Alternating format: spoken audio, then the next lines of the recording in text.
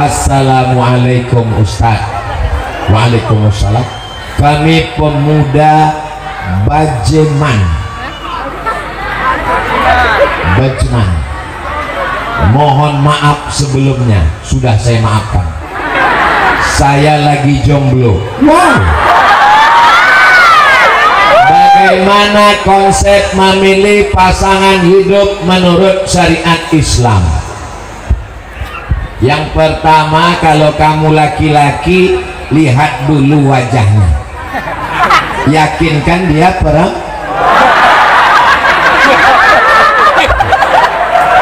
Soalnya sekarang banyak laki-laki mirip seperti, karena dia sudah dipermak ikut kontes lady boy. Wajahnya lady, kakinya tungkahul mar'atu li arba. Perempuan dinikahi karena 4. Yang pertama liha, karena dia kaya. Kalau ada di sini perempuan, lihat cincinnya ada 1, yang ini cincinnya 3, pilih yang 3. Bukan kata saya, hadis nyatakan begitu. Liha. Yang kedua walihasabiha, karena keturunan. Yang satu darahnya merah golongan A, yang satu darahnya biru, pilih yang mana? Jangan yang biru, payah nyari donatur. Anak kiai, anak ulama, bangsawan. Tahu arti bangsawan? Bangsa yang hidup di yang ketiga wali jamaliha, karena cantik. Kalau dia minum kopi kelihatan mengalir. Itu makanya perempuan cantik disuruh pakai cadar. Supaya apa? Supaya supir angkot enggak tabrakan di pinggir jalan. Yang keempat, fasfar bidzatiddin, lihatlah agama. Tapi jangan lupa ada catatan di ujung, fasfar bidzatiddin taribat yadaka. Kalau kau lihat agamanya, maka engkau akan selamat. Tiba-tiba datang mahasiswa menemui saya. Assalamualaikum Ustaz Somad. Waalaikumsalam. Kemarin Ustaz ceramah katanya kalau mau nikah cari 4, kan hartanya, karena keturunannya, karena nasabnya, karena cantiknya, karena agamanya. Betul. Tolong Ustaz carikan saya yang ada 4-4-nya. Kalau ada 4-4-nya, ngapain saya kasih ke kamu? Tolong nanti sebelum diupload yang bagian ini jangan diupload. Takutnya didengar orang rumah.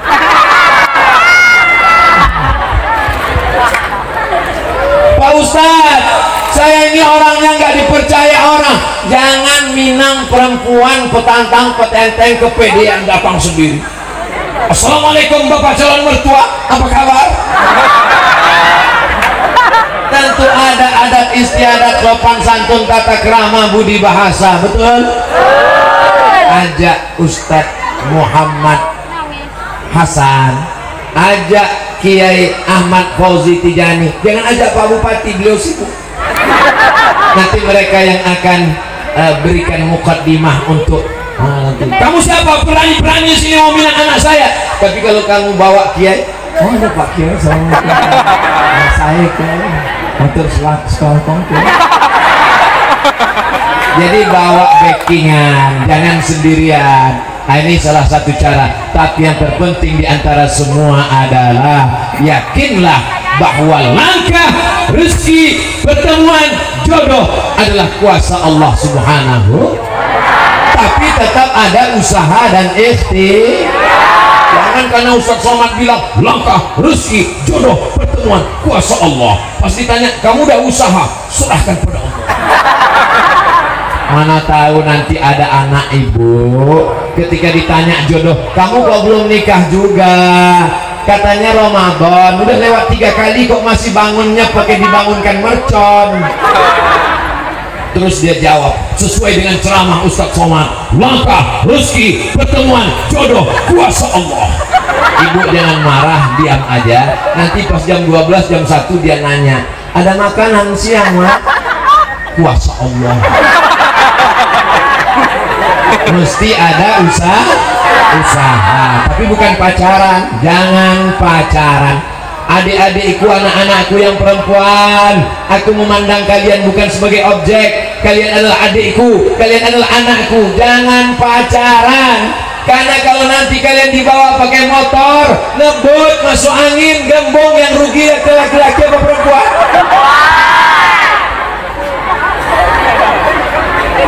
Akad nikah, majelis yang paling sakral, paling suci, mestinya adalah majelis yang paling bersih. Aku nikahkan engkau dengan anakku dengan mahar sebentuk cincin emas tunai.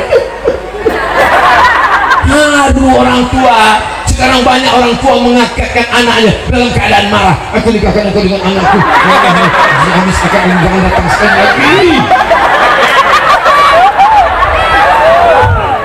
Syukur kalau calon mertuamu petani, syukur kalau calon mertuamu ustadz yang sabar.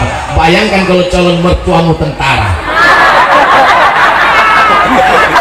sepatunya tuh tentara soleh, naik ke karpet nggak pakai sepatu.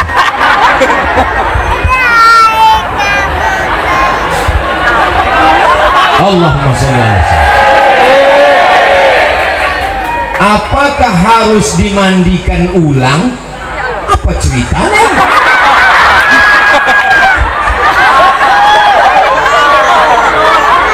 Di belakang nggak ada, kecuali ada tulisan.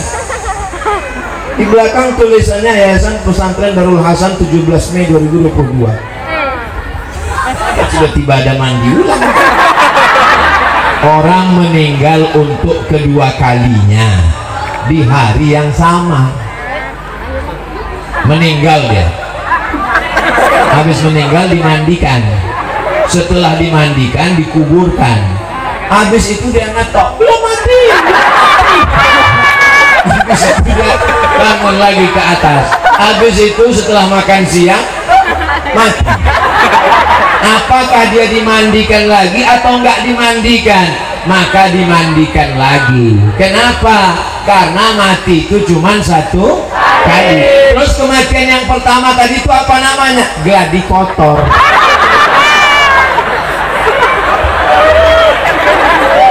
Kullu nafsin dha'iqatul maut. Merasakan mati sekali. Lalu mati yang pertama tadi itu apa? Mati suri. Maka kalau ada orang meninggal, pastikan bahwa dia benar-benar mati. Keluar surat mati dari rumah sakit. Jangan sampai harta warisan dibagi udah pesta, kawan hidup lagi.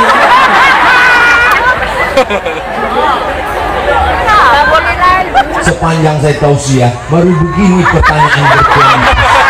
Memang masyarakat Bangkalan mengaji orangnya. Pertanyaan yang gak berkualitas banget. Ustaz Somad, bumi ini bulan apa peta? Ustaz Somad, Nabi Adam nikah dengan Siti Hawa, pakuannya siapa ya? Capek dong.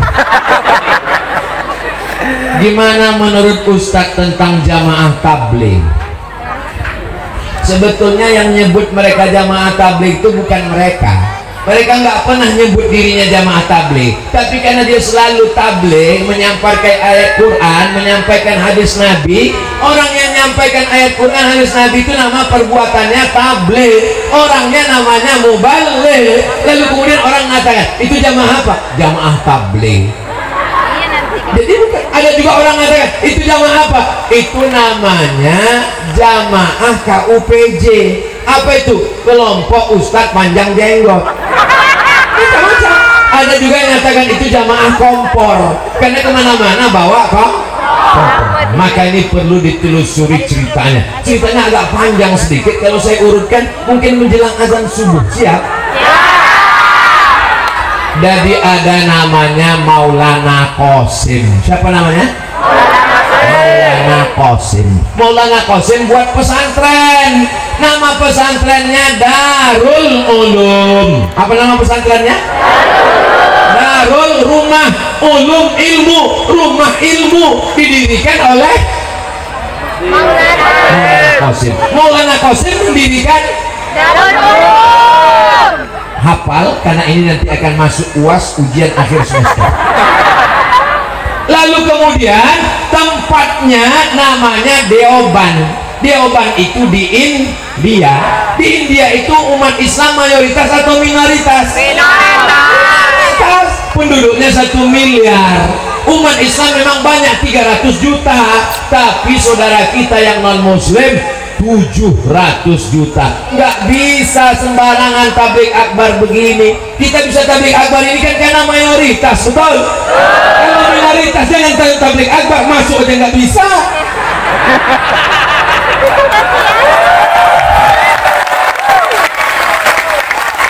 Memang orang kalau belum move on, ngisinya ceramahnya di situ terus.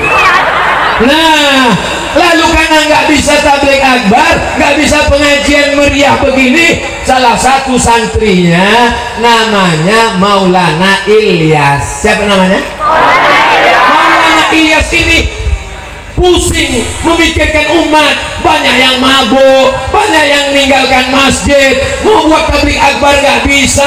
Akhirnya dia iktikaf di Masjid Nabawi, di Taman Raudhah selama 8 bulan. Akhirnya dia mimpi ketemu dengan Rasulullah Sallallahu Alaihi Wasallam.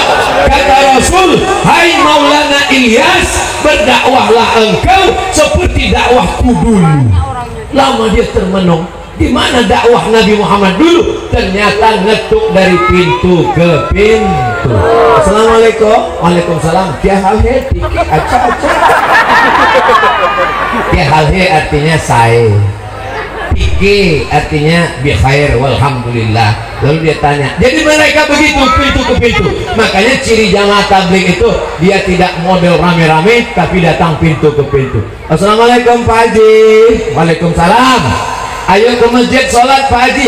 Kamu belum lahir, saya sudah haji. Assalamualaikum Pak. Waalaikumsalam. Ayo ke masjid Pak. Urus saja surgamu, jangan urus neraka. Besok dia datang lagi. Assalamualaikum. Waalaikumsalam. Ayo ke masjid Pak. Jangan datang lagi. Besok datang lagi. Lama-lama bapak ini capek. Iyalah, ayolah. Jadi inilah asal usul dakwah, namanya Maulana Ilyas, dilanjutkan oleh Maulana Zakaria Kandahlawi yang menuliskan kitab Fadail A'mal. Itulah yang dikaji. Jadi kalau kita lihat jamaah tabligh ini berkembangnya di India, mengajak orang untuk menghidupkan masjid, berdakwah, menghidupkan sunnah-sunnah Rasulullah Sallallahu Alaihi. Menurut saya jamaah tabligh itu sesat, Pak Ustaz. Sesatnya di mana? Karena pakai jenggot. Nabi Muhammad juga berjenggot. Nabi Muhammad berjenggot? Iya. Ustaz kenapa nggak berjenggot? Belum tumbuh. Masalah jenggot dengan kelahi. Yang sudah jenggot, alhamdulillah. Yang belum jenggot, nggak apa-apa. Jangan kelahi masalah jenggot. Ini banyak orang kelahi. Yang lihat temannya berjenggot, aku melihat kamu pakai jenggot kayak kambing. Ya emosi. Aku kau bilang kambing, iya. Kamu nggak berjenggot kayak anjing. Akhirnya berantem, hanya gara-gara bulu. Saya nggak senang dengan jamaah tabligh. Kenapa? Karena bersorban. Loh, ulama-ulama kita dulu juga bersorban. Saya nggak senang karena mereka pakai siwak. Loh, siwak itu kan sunnah. Adapun masalah iktikaf di masjid, maka dimusyawarahkan, wa amruhum syura bainahum, supaya jangan terjadi konflik di tengah masyarakat. Paham? Ngerti? Baik. Itulah yang dapat dijelaskan oleh Al-Fakir Abdul Somad. Dimulai jam 8, sekarang sudah jam 9:10. Ini sudah keluar kode etik, karena Abdul Somad biasanya ceramah 60 menit sesuai yang tertulis di botol 600 ml. Tapi botolnya malam ini beda. Tulisan botolnya Barik Lana. Nggak ada sambungannya. Karena kalau ada nasinya pasti Fima Rozak Tanah waktunya. Pakailah produk sendiri. Barik Lana adalah produk sendiri dari Pondok Pesantren Al Amin Perenduan. sampai kemari, sampai kalau kita minum pakai produk sendiri, kalau belanja ke supermarket yang berbasiskan pondok pesantren, bangkitkan ekonomi itu yang dapat disampaikan oleh Al-Fakir Abdul Somad. Banyak kata-kata tidak berkenan di hati, menyinggung perasaan. Sudikah Bapak Ibu memaafkan silap salah Abdul Somad? Selesai. Aku qouli hadza astaghfirullah li wa lakum. Menangkap puyuh di Bukit Selasih. Thank you dan terima kasih. Wallahul muwaffiq ila aqwamit thariq. Jangan bubar dulu, masih ada urutan acara-acara kita berikutnya, masih ada doa, masih ada sambutan, masih ada tanda tangan prasasti dan berikutnya. Jangan kemana-mana, kita lanjutkan setelah yang satu ini. Assalamualaikum warahmatullahi wabarakatuh.